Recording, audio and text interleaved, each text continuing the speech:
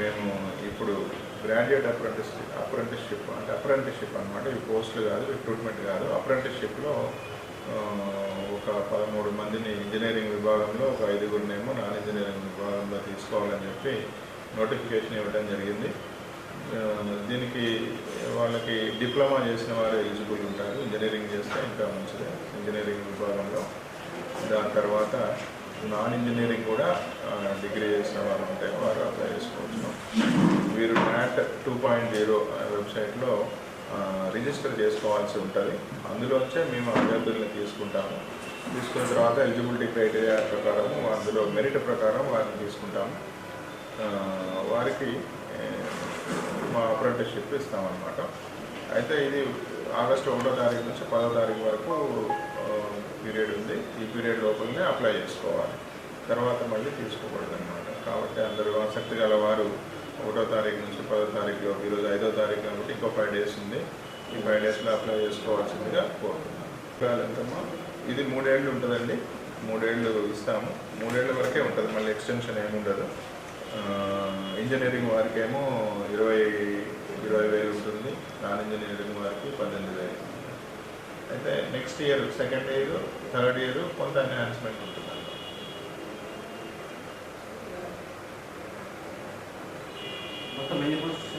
మొత్తము ఇంజనీరింగ్ విభాగంలో 13, నాన్ ఇంజనీరింగ్లో 5, 18. తర్వాత ఇంకొక విషయము, మనం అవుట్సోర్సింగ్లో డ్రైవర్లని, కండక్టర్లని కాంట్రాక్ట్ పద్ధతిలో కాంట్రాక్టర్స్ ద్వారా తీసుకుంటాము. అది మామూలు లోకల్ టెండర్ వేసుకొని తీసుకుంటాం అన్నమాట. డిపోల్లో దాదాపు ఇప్పుడు అన్ని డిపోల్లో కూడా కండక్టర్స్ తీసుకోవడం జరిగింది, డ్రైవర్స్ని కూడా తీసుకోవడం జరిగింది. ఇప్పుడు బోధన్ డిపోల్లో డ్రైవర్స్కి అవసరం ఉంది. అది కూడా కాంట్రాక్టర్లని అందరినీ కూడా, ఎగ్జిస్టింగ్ కాంట్రాక్టర్లందరినీ కూడా అడిగాము, ఎవరైతే విల్లింగ్ ఉన్నారు డ్రైవర్స్ని సప్లై చేయడానికి అని చెప్పి అడిగాము. వాళ్ళందరి దరఖాస్తులు డిపో మేనేజర్ బోధన్ గారికి ఇస్తున్న ఆర్డర్ ద్వారా ఎంపిక చేస్తాము. చేసిన వారు మాకు డ్రైవర్ సోదరులు ఇస్తారు. కాబట్టి ఆసక్తి గల అభ్యర్థులు డిపో మేనేజర్ బోధన్ వారిని సంప్రదించి వారి యొక్క లైసెన్స్ వివరాలు ఇచ్చినట్లయితే వారిని కూడా పరిగణలోకి తీసుకొని, తర్వాత ఒక కమిటీ ఉంటుందన్నమాట, డ్రైవింగ్ టెస్టింగ్ కమిటీ ఉంటుంది. ఇందులో 2 సీనియర్ స్కేల్ ఆఫీసర్స్ ఉంటారు. వాళ్ళ ఎలిజిబిలిటీ క్రైటీరియాని డ్రైవింగ్ బస్సు మీద టెస్ట్ చేసి మార్క్స్ వేస్తారు. రకరకాల టెస్టులు ఉంటాయి, డ్రైవింగ్ టెస్టులు చేసి సెలెక్షన్ చేస్తారు. మంచి డ్రైవర్ని సెలెక్ట్ చేస్తారు అన్నమాట. వాళ్ళకి ఎలిజిబిలిటీ క్రైటీరియా ఉంటుంది. అంటే 1.5 year లైసెన్స్ ఉంటుండాలి. ప్లస్ ఫిజికల్గా కూడా డ్రైవ్ టెస్ట్ చేసినప్పుడు మార్కులు పాస్ కావాలి. అందులో ఆ కమిటీ సెలెక్ట్ చేస్తుంది. కాబట్టి ఆసక్తి గలవారు బోధన్ డిపోని సంప్రదించవలసిందిగా కోరుతున్నాం. ఇందులో ఇంకొక విషయం ఏంటంటే, ఎవరికి కూడా కాంట్రాక్టర్స్ కానీ ఆర్టీసీ వారికి కానీ ఎవరికి కూడా ఎటువంటి డిపాజిట్ ఇట్లాంటివి ఇవ్వాల్సిన అవసరం లేదు. ప్యూర్గా వారి యొక్క ప్రతిభని ఆధారంగా, డ్రైవింగ్ యొక్క స్కిల్ ఆధారంగా మాత్రమే సెలెక్షన్ చేయడం జరుగుతుంది. అటువంటి అవకాశం లేదు. కాబట్టి ఎవరైనా ఇటువంటి అడిగినా, ఎక్కడైనా ఇటువంటిది ఉన్నా కూడా అభ్యర్థులు మోసపోకుండా జాగ్రత్తగా ఉండవలసిందిగా కోరుతున్నాను. అంటే ఇప్పుడు ఒకసారి మేము ఒక రోజు నాడు ఖాళీలను బట్టి తీసుకుంటాము. నెల రిటైర్మెంట్స్ ఉంటాయి. కొంతమంది చేసేవారు, అవుట్సోర్సింగ్ వారు వెళ్ళిపోతారు, అబ్సెంట్ అయిపోతారు వాళ్ళ కారణాల రీత్యా. అప్పుడు ఖాళీలు ఏర్పడితే మళ్ళీ తీసుకుంటాం. వీళ్ళు అవుట్సోర్సింగ్ డ్రైవర్ కండక్టర్స్కి సంబంధించి వ్యాలిడిటీ ఎన్ని రోజులైనా తీసుకుంటాం. మాకు అవసరం ఉన్న మేరకు తీసుకుంటాం. ఇప్పుడు మాకు డ్రైవర్ కండక్టర్స్ రిక్రూట్మెంట్ జరుగుతుంది.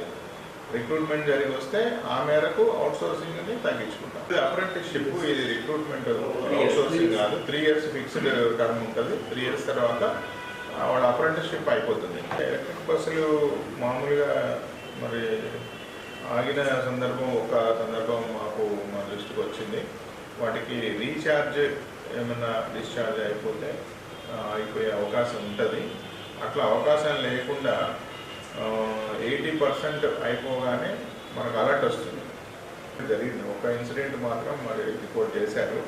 అటువంటి ఏమన్నా ఉంటే మాకు 80% దగ్గర అలర్ట్ వస్తుంది. అంటే ఇంకా 20% వెళ్ళొచ్చు అనమాట. ఇప్పుడు కార్లలో మనకు పెట్రోల్ అని ఇట్లా ఇండికేషన్ వస్తుంది. అట్లా ఇందులో కూడా మనకు ఇండికేషన్ వస్తుంది. అప్పుడు వెంటనే దాన్ని ఛార్జింగ్కి తీసుకెళ్లేటట్టుగానే ప్లాన్ చేస్తాం షెడ్యూల్. ఇటువంటిది ఏమన్నా ఇప్పుడు సపోజ్ మనకి ఒక్కోసారి వర్షాకాలము ట్రాన్స్ఫార్మర్లు ప్రాబ్లం అయ్యి పవర్ సప్లై ఏమైనా ప్రాబ్లం అయినప్పుడు ఎప్పుడన్నా ఒకసారి జరిగే అవకాశం ఉంటుంది. నార్మల్గా అట్లా జరగకుండా చర్యలు తీసుకుంటాం. మన హైదరాబాద్లో శ్రామిక ప్లేస్ ఆర్టిస్ట్ వాళ్ళది ఒకటి ఎగ్జామ్ రాసింది సార్, డ్రైవర్ కండక్టర్. అంటే దానికి సంబంధించి మనకు అదే హైదరాబాద్లో మన పోలీసు వారి ద్వారా రిక్రూట్మెంట్ చేస్తున్నారు. అది మనకేం సంబంధం ఉండదు. మన రీజన్కి మొత్తం అక్కడనే అంటే వాళ్ళకు వాళ్ళకి మన పరిధిలో పనిచేస్తారు. మన రీజన్కి వచ్చే అవకాశం ఉంటుంది, కానీ ఆ వివరాలు మన దగ్గర ఏమండి ఎంతమంది అది వివరాలు మన దగ్గర ఉండవు. ఆ వివరాలు మన దగ్గర పోలీస్ విభాగం వాళ్ళు అక్కడే వాళ్ళు అక్కడే చేసి సెలక్షన్ పూర్తి అయిన తర్వాత మనకు ట్రైనింగ్ అయిన తర్వాత మనకు పంపడం.